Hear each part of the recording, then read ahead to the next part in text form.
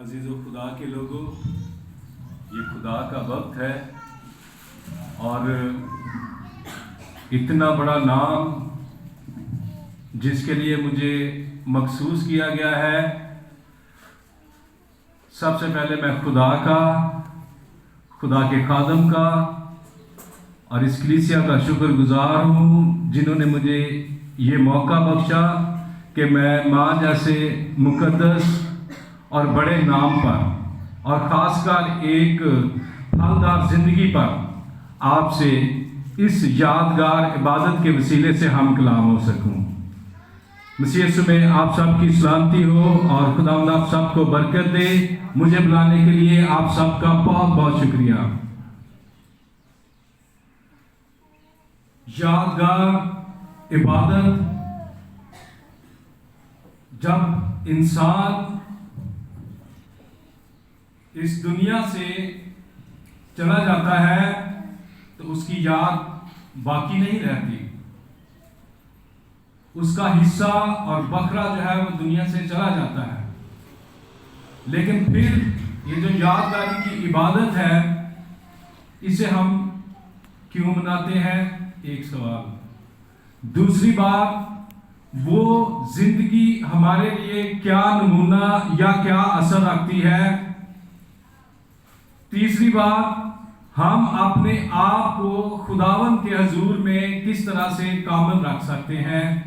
ये तीन बातें हैं जिन पे आज हम गौर करेंगे। खुदावंद का जिंदा पाक कलाम,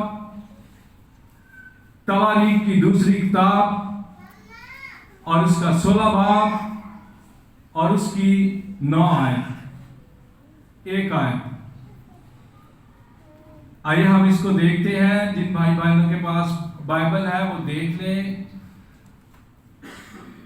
दूसरा तवारीख 16 बाब और उसकी 9 आयत।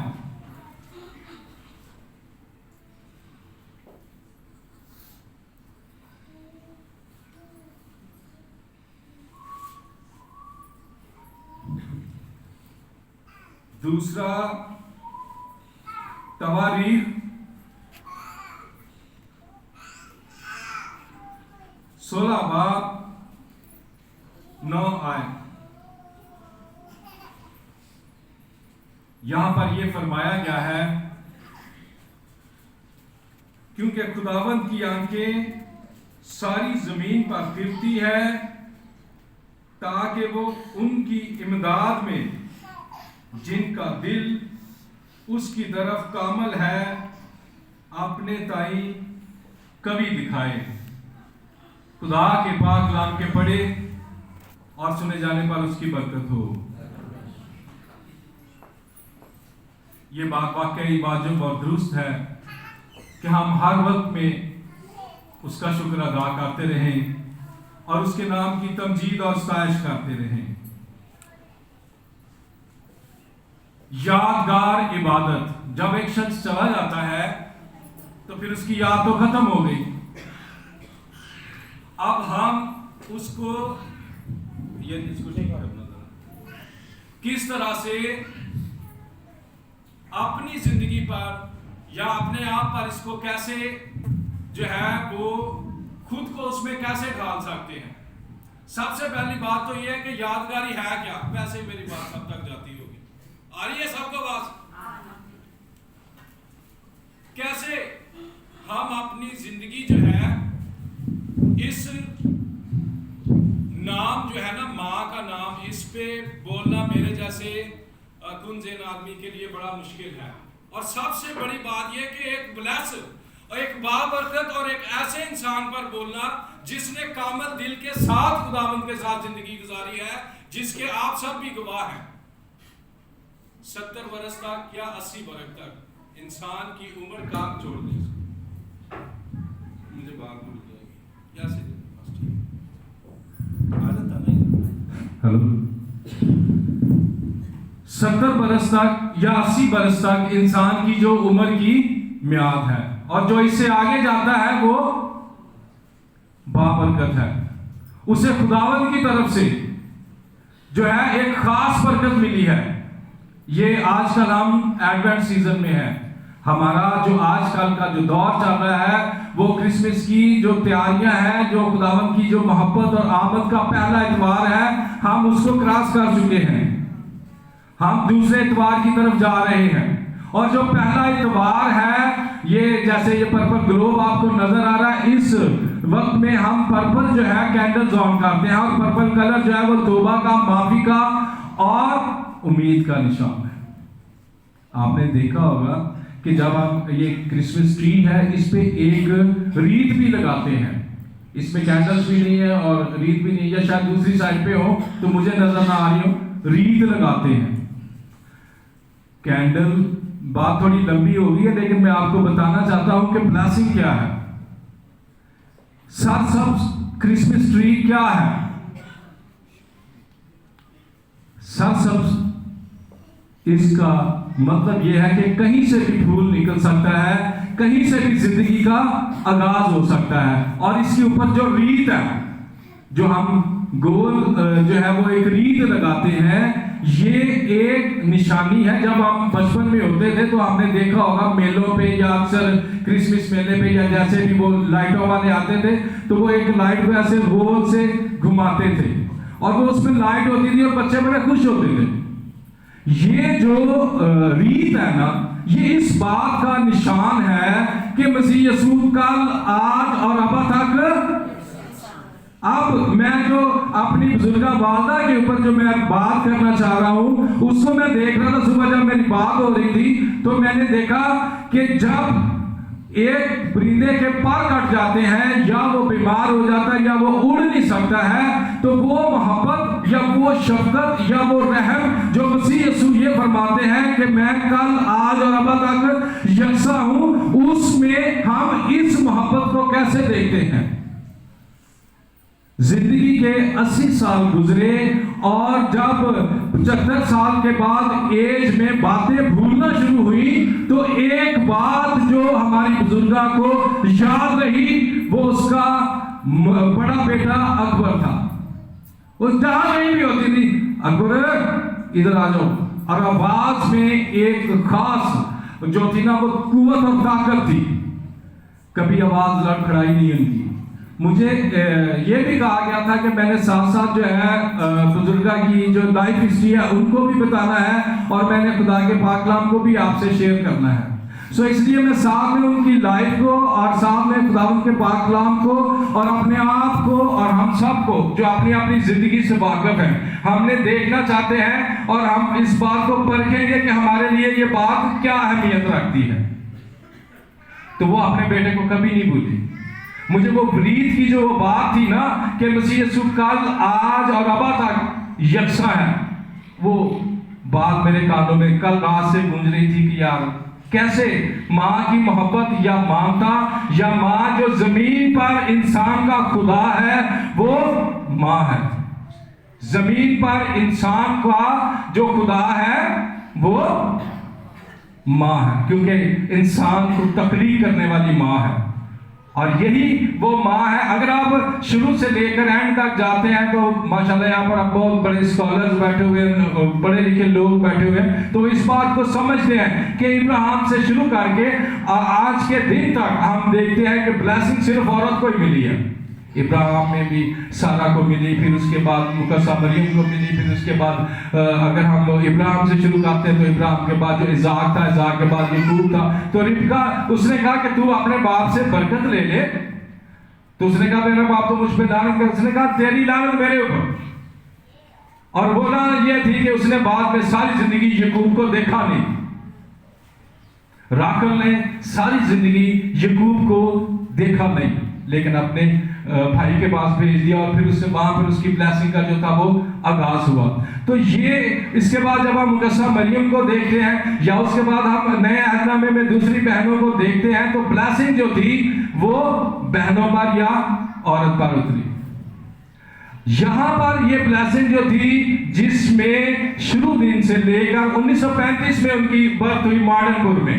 याद रखिए कि कुछ लोग और कुछ गांव ऐसे ब्लेस्ड हैं जिनको हम चाहें भी तो उन पे बात करके हम उन पर किसी तरह, क्योंकि वहां पर बेशक जैसे इसराइली भी बहुत सारे ऐसे लोग थे जहां पर उनमें थोड़ी बहुत जो थी वो कोताहियां थी, बल्कि बहुत ज्यादा कोताहियां थी। इस तरह बहुत सारे गांव में भी बहुत सारी कोताहियां हैं, लेकिन मैं आपको ये बता दूं कि कुछ गांव, कुछ जगह ऐसी हैं जो खुदा की तरफ से ब्लेस्ड हैं, जिनमें माडनपुर, यंगसनबाद और किलारकाबाद, इस तरह और भी बहुत सारे हैं। यहाँ पर बहुत बड़े सूरमे जो है वो पैदा हुए हैं, कलाम पाक के सूरमे, उनकी मैं बात कर रहा हूँ। डॉक्टर्स की बात कर रहा हूँ मैं, उनकी आलम दीन की बात कर रहा हूँ मैं, टीचर्स की बात कर रहा हूँ जिन्होंने मास्टर्स किए, एमए किए और पीएचडी तक है। ये वो लोग थे जिन्होंने पाकिस्तान में तालीम को एक नया रुख दिया। और उन्हीं में से माडनपुर में जब बुजुर्गा की पैदाइश हुई तो वो दैट वाज इन 1935 में उनकी बर्थ हुई, और फिर वो अपनी इब्तदाई तालीम, और उसके बाद वहां से 1954 में हमारे बुजुर्ग से जो जब उनका रिश्ता इज़्दिवाज शुरू हुआ, तो उसके बाद एक नया दौर था, एक नई जिंदगी थी, नए दुख थे, नई परेशानियां थी और नई मुसीबतें थी और नई बरकतें थी। खुदा ने उन्हें 4 बेटों से और 2 बेटियों से बरकत दी। मेरे लिए, मैं आप सबके सामने इस बात का इकरार करता हूँ, मैं पूरे गांव बैठा हुआ है, मैं पूरे गांव में, अगर किसी को समझ नहीं आ रही मैं अपनी बात फिर रिपीट करता हूँ। मुझे नहीं पता मैंने कौन सा कोई अच्छा काम किया था कि मुझे मेरी बीवी मिली। खुदा के पाक कलाम में लिखा है कि जिसको बीवी मिली उसको, और मुझे बहुत अच्छा तोहफा मिला, इतना अच्छा तोहफा मिला कि मैं इस काबिल ही नहीं था। ये खुदा का बहुत बड़ा इनाम था मेरे जैसे हकीर और निकम्मे खादिम के लिए। और ये तोहफा जब खुदा ने अपनी बंदी राखल को दिया तो कुछ अरसा इसके पास अपने इब्तदाई दौर में रही, यहाँ पर इसने पढ़ा, सारा कुछ किया। तो मैं आपको बताना ये चाहता हूं कि एक अनपढ़ औरत किस तरह से अपनी बेटियों को तालीम याफ्ता करती है, और बेटों बेशक इसमें ये बात बिल्कुल वाजिब है कि हमारे बुजुर्ग चौधरी बशीर अहमद साहब का बहुत बड़ा हाथ था और उनकी एफर्ट से इन्होंने तालीम हासिल की। लेकिन इनको तालीम देने के लिए और दिलाने के लिए जो इस बुजुर्गा ने सख्त मेहनत की, वो कभी रायगा नहीं जा सकती। किसी दानिशवर का ये कौल है कि आप मुझे पढ़ी लिखी मां दो तो मैं आपको पढ़ी लिखी कौम दूंगा। आप मुझे पढ़ी लिखी मां दो तो मैं आपको पढ़ी लिखी। और इस बुजुर्गा को खुदा ने 2 बेटियां पढ़ी लिखी दी, इसका मतलब उसने 2 कौमों को जन्म दिया। इस तरह बेटे थे, फिर बेटे जो है, और उस बाबरकत जिंदगी का जिसे मैं आपसे बयान करना चाहता हूं वो ये असर रहा कि 70 और 80 बरस तो खुदा की तरफ से थे, लेकिन इससे आगे भी वो 4-5 साल उसने बोनस भी लिया। ये ब्लेसिंग किस तरह से लिखा है कि खुदा की, अभी जो हमने वो आयत पढ़ी वो ये थी कि खुदा की आंखें क्या करती हैं, जमीन पर सैर करती हैं। सैर करने से क्या मुराद है, वो ऐसे नहीं करती। किसी ने स्कैनिंग सीटी स्कैन का नाम आपने सामने सुना, सीटी स्कैन को देखा। स्कैनिंग में ये होता है कि आपके जो बॉडी ऑर्गन्स हैं आप उनको भी देख लेते हो और उनको स्टडी करते हो। और यहां पर जो खुदा की आंखें सैर करती हैं, इसका मतलब वो स्कैनिंग करती हैं कि किसका दिल कामल है, कौन है जिसको मैं बरकत दूं, कौन है जिसके लिए मैं अपने आप के लिए उसके दिल के मुताबिक उसको जो है मैं दूं। खुदा के पाक कलाम में नया नामे में लिखा है, पस ए भाइयों, रोमियो की कलीसिया के नाम पौलुस रसूल का खत, उसका 12 बाब और उसकी पहली और दूसरी आयत। पस ए भाइयों, मैं खुदा की रहमतें याद दिलाकर तुमसे इल्तमास करता हूं कि अपने बदन ऐसी कुर्बानी होने के लिए नजर करो जो जिंदा और पाक और खुदावंद को पसंदीदा है।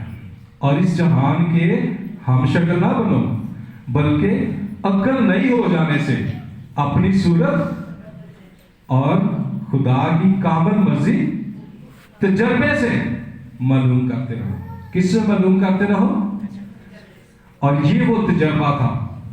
अगर ये तजर्बा ना होता तो इतनी बाबरकत औलाद या इतनी बाबरकत लाइफ शायद ना मिल पाती।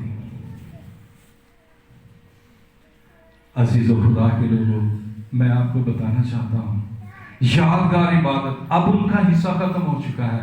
वो अपना अच्छा वक्त यहां पर गुजार चुके हैं। पौलुस रसूल ने फरमाया, मैं अच्छी कुश्ती, उसने जब अच्छी कुश्ती लड़ी है तो शैतान को पछाड़ दिया है। हमारी बुजुर्गा ने शैतान पर इस तरह से गलबा और इस तरह से जंग लड़ी उसके साथ कि शैतान को मात खाना पड़ी। किस वसीले से? ईमानदारी से, इत्मीनान से, मोहब्बत से, हलीमी से। आप सबके सामने मैं एक बात याद रखना चाहता हूँ, इसे अपने ज़हनों में, अपने दिलों में, अपनी कापियों में, अपने जब हम छोटे होते थे तो मेरी माँ कहती थी, काका तुम पल्ले ना बांध लो। आप इसे अपने पल्ले से बांध लो। आपके पास बहुत ज़्यादा इल्म है, आप पढ़े लिखे हैं, आप मोहब्बत वाले इंसान, आप बहुत आलम है, फाजल है, लेकिन अगर आप में हलीमी नहीं है तो आप कामयाब नहीं है। मैं फिर वापस यही बात कहता हूं, अगर आप में हलीमी नहीं है तो फिर आप कामयाब नहीं है। अगर आप में हलीमी नहीं है तो फिर आप फेल हैं। मैंने देखा है, मैं 15-20 साल से इस घर से वाबस्ता हूं और मैंने देखा है हलीमी को, मोहब्बत को, जब दुख हद से बढ़ जाए या दर्द हद से बढ़ जाए तो वहां पर आवाज नहीं निकलती। मैंने देखा है कभी किसी जगह पर ना वो कभी